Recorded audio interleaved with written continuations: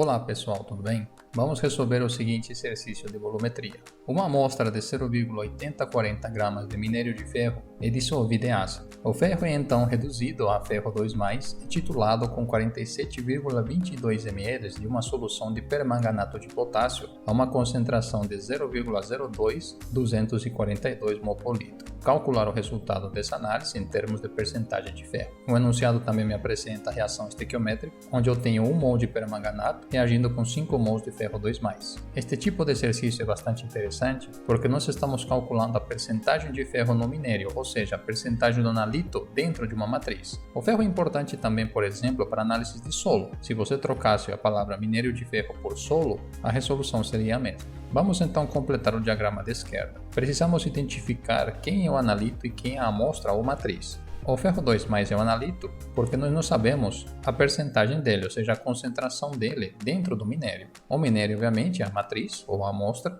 e tem um dado importante, que é a quantidade de amostra inicial de minério, que é 0,8040 gramas de minério. É esse valor que nós vamos utilizar no final para expressar o ferro 2+ em termos de percentagem na amostra. Uma vez que o enunciado me fornece a quantidade gasta e também a concentração do permanganato de potássio, esta espécie é o titulante. Foram gastos, na verdade, 47,22 ml para terminar a titulação. A primeira informação importante é a proporção estequiométrica. Sabemos então que 1 mol de permanganato reage com 5 mols de ferro 2+. Na sequência, podemos aproveitar as informações que temos de permanganato de potássio e calcular quantos mols de permanganato existem em somente 47,22 ml na concentração dada dessa solução. Depois de fazer as contas, encontramos um valor de 1,059 vezes 10 a menos 3 mols de permanganato de potássio.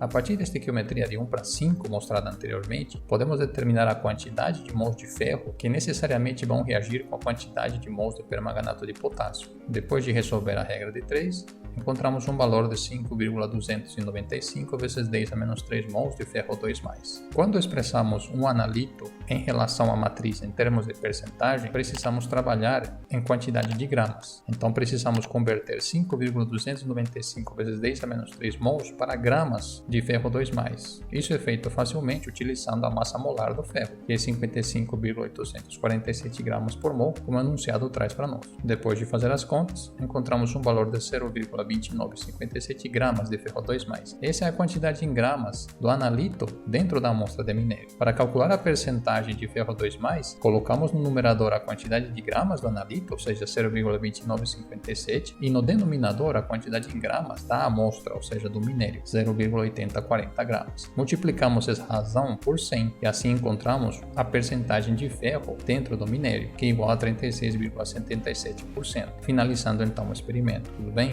Até mais!